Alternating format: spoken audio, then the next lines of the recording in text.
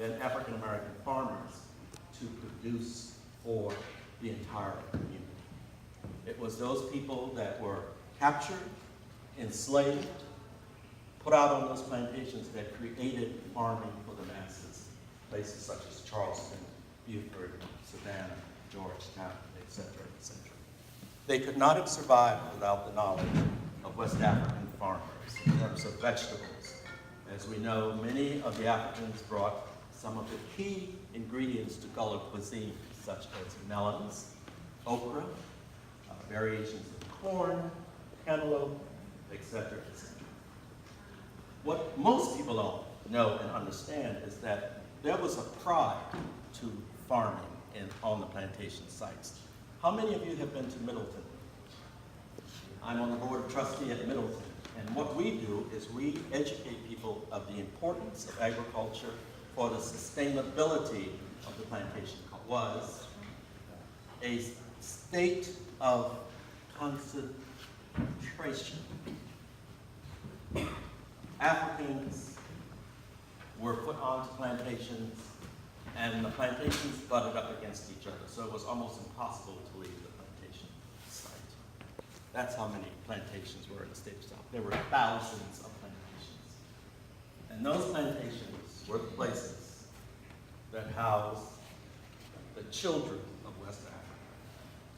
Most of us don't understand also is that before there were enslaved people brought to this country, there were contractors. There were West African contractors that came here and laid out the plantation sites, laid out the city sites, built the foundations of cities such as Charleston, Beaufort, Savannah, Georgetown. No European in masses did that. That was all done by West African labor.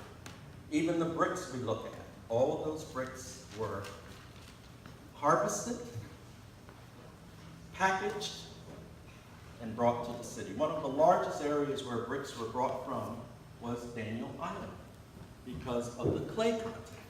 More than just farming of vegetables, we did the farming of the materials used to create these incredible cities. So when I walk through the city of Charleston, I know that every brick on any building that has a historical marker on it were the bricks made by my people.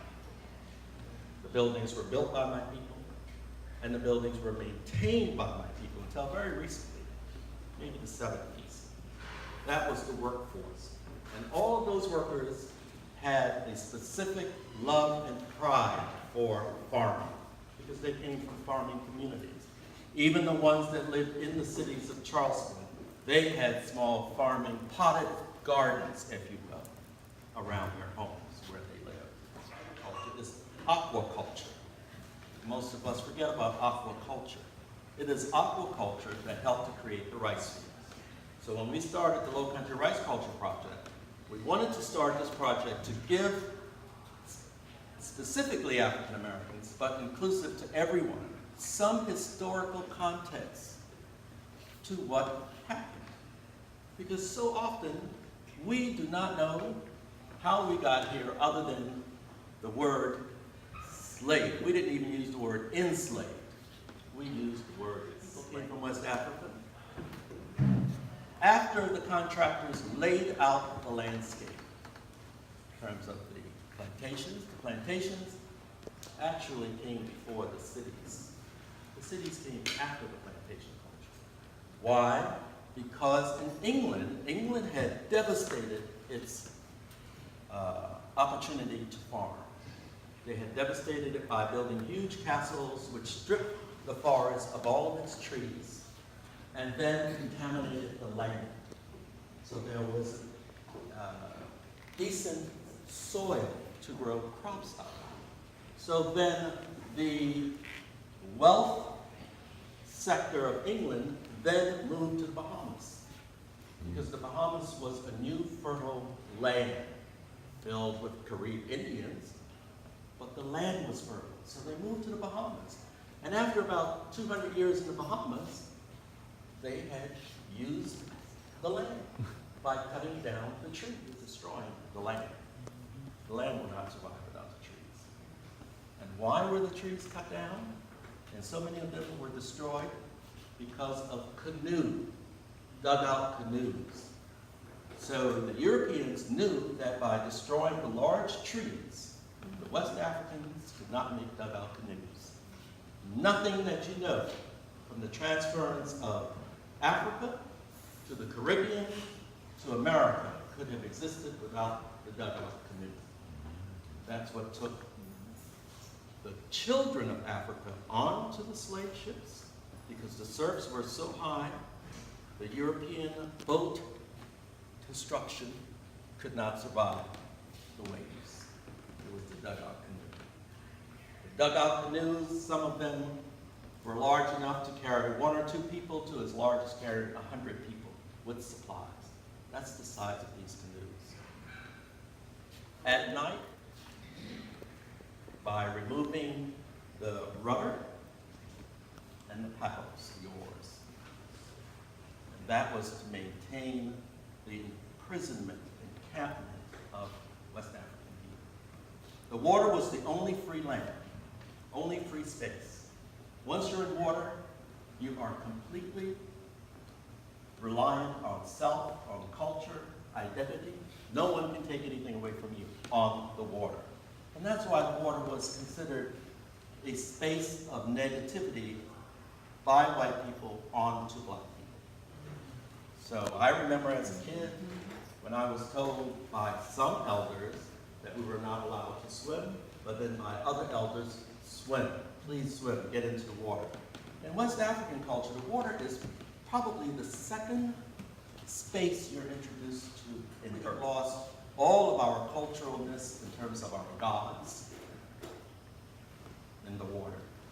In terms of understanding the importance of aquaculture, water culture, these rice fields could not have happened without the knowledge of West African ingenuity, brilliance. And that's without modern day equipment, without machinery.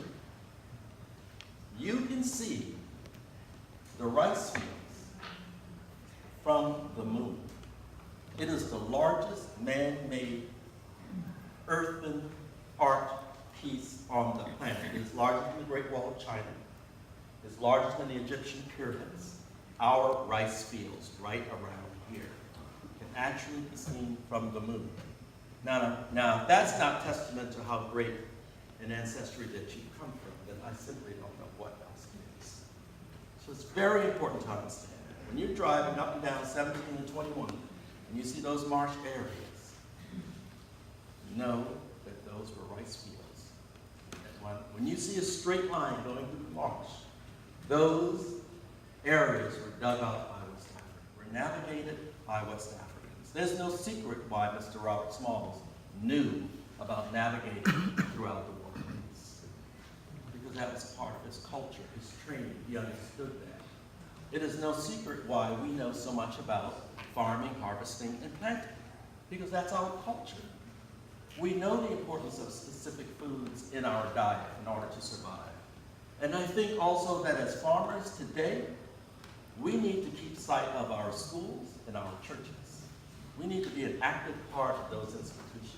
Because if we're not, then you're going to just, as Napoleon went through Egypt and had his military to shoot off the noses and the ears of all the gods so that they couldn't breathe and they couldn't hear. You're doing the same type of a disservice to yourselves if you're not a part of the school systems and the church systems. Not educating youth about the importance of farming, ingredients in food, knowing where it comes from, and knowing how to do it. And you don't need necessarily a landmass to become a farmer. You can become a pot farmer. And my grandmother was a pot farmer. She was a land farmer, but she was also a pot farmer. There were certain vegetables that she would put in large pots around the house, close to the house.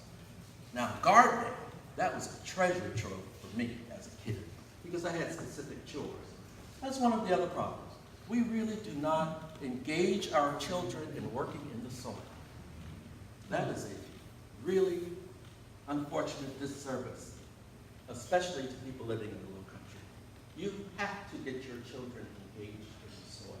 You have to educate them about the land around them, the forest around them, herbs. As a kid, I knew all about herbs. I knew where to go and get life everlasting, or the reasons, the medicinal reasons for various herbs.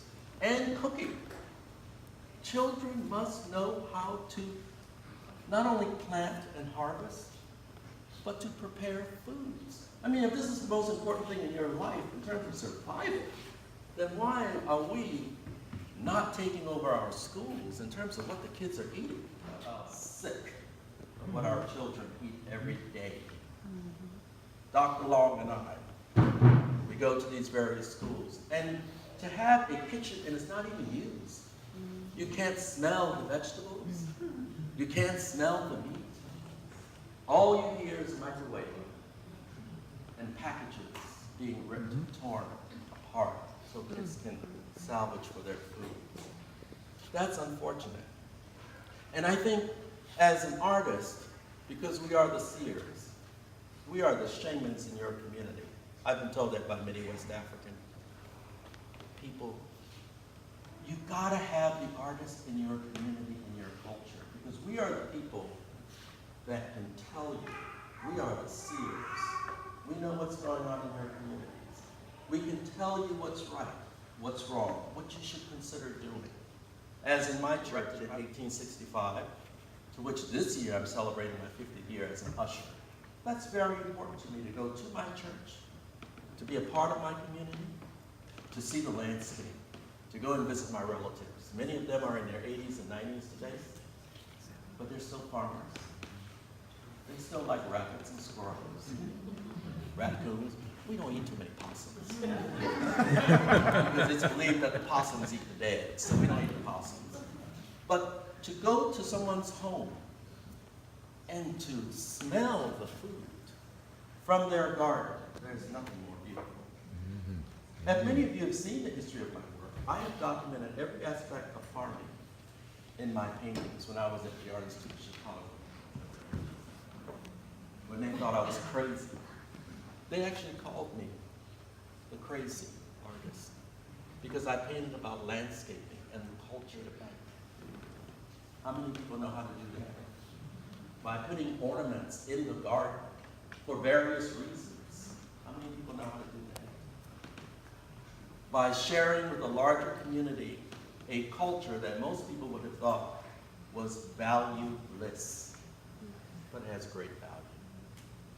And African American farmers were farmers that always knew just how much of what to do. Unlike the massive farmers of today with soybeans and potatoes, and as in russet potato. Those places, sooner or later, will be wiped out. All it takes is one strain of a virus, and it's going to wipe out the entire crop. And when that happens, McDonald's, Burger King, Kentucky, all of those places are going to cave. In your community, a small farm, we are all going to survive. Now, the people here in Charleston, in terms of the Charleston cuisine, that had to do with small farming. Do you ever hear much of a cuisine from a large farming cooperation? No. And what do you get from the russet potato but French fries? And maybe mashed potatoes. And with potatoes and rice, grits, the West Africans knew you could not survive on that alone. You needed that vegetable. That's how important vegetables are. And knowing the almanac, the season, when things happen. As children, that was our daily prayer, is understanding farming and how important farming is to you and your family. Then there's the harvesting. And with all of it came music, a form of ritual. I mean, my grandmother would be singing in the fields, some spiritual or folk song, that would be picked up by someone, all in unison, because that's how people work. Around the world, everywhere I've been on this planet, people work in unison. And they sing, and they dance, and they dress. It's only in this sort of a stigma American culture that we don't practice those festivities, those rituals, praying to whatever God you want to. There's never been one God in Africa. I mean, we have a God for everything. Well, what's wrong with that? There's nothing wrong with that. I remember as a kid when we would have first Sunday, if you will, communion day. When I was a kid, the food was spoiled. Isn't that amazing? It was all good, nothing ever spoiled. I don't remember ever getting sick from eating out of the back trunk of a car. And that's how food was served. The food was prepared. And you all know the importance of Papa John. I mean, that's wishing in a new year. When you go into the spring season, beans, that's wishing in a new year. When you smell that wonderful aroma, food's being prepared, you know you're in for a special treat. And the neighbors love nothing more than to smell a pot of greens, or some lima beans, or some tomatoes. And then we had the abundance of the culture of water, fishes of all kinds, mussels. And these are things we can have right, and we do have right here today. We have an abundance of farming, both agriculture and aquaculture. And we just need to think in terms of the incredible ingenuity of West African history and culture, and how we have sustained and have built the world from the various cuisines of West Africa. The Carolina gold rice is in Malaysia. It's all over South Asia. That very rice that came. I remember when we first started studying about rice, we said, no, it was Asian rice. There's no such thing as African rice. And that's very recent. Very, very recent. It was said that there was no West African rice, just Asian rice. Well, of course, that's been proven wrong. When you think about, when you see it on a global map, it's about the size of the United States. Well, that is completely wrong. If the continent of Africa can house China, Australia, Russia, the United States of America, all those places can fit within the continent of Africa. So when you think of yourselves as being descendants from West African culture, know that you need to bring back your sense of West African culture, visual imagery, statues, all of those things are important. The music, the drums. You know, they took the drums away back in the 1700s because that was a form of communication for West African people, so they made sure we could not communicate. They took the drums away. And then they took away our religion of Islam. 80% of us that were brought here were Muslims. We were not Christians. That was all taken away. And you can see within your own family some of that behavior, that cultural, traditional behavior of Islamic faith. It still survives. It's very strong within all of us today. But we have to believe and understand that we are people that have been severely damaged. The drying of it. That's the kind of education we need to do if we're going to survive. If black farmers are going to survive, then black farmers have to really get back into the soil of the culture of West African people. All the lessons are there. It's not complicated at all. And I think through that notion, we will survive and collectively become a better people. You know, that's why the Italians, when Hannibal marched up through Europe on his elephants, and he took rice. You don't have rice, but you have, what is that they have that looks like rice, Ken? Millet. Millet? No, not millet. Orzo. That is wheat made to look like rice. Now, they can remember that, then you certainly can remember West Africa. Thank you. Time for some questions? Why rice? They used to grow in Puerto Rico. Is there, since you're the rice guy, have you, what about? Now, what do you mean by a dry? You don't need, you don't need water. The rice that is known for the Carolina Gold rice, that rice was grown because it was much easier and a much higher yield of rice in the water.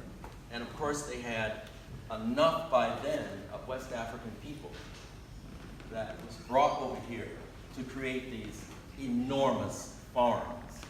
So when you think of rice, a better way to help you understand the growth and expansion and the wealth of rice, that we were the people doing all the farming. Rice made the city of Charleston the wealthiest city from 1760 to about 1865 in America. Rice did that. Arguably, Charleston was one of the largest valued international city, period. And that was on Carolina Gold rice. All these buildings around here, all built on rice money. And rice money is still circulating globally. The money is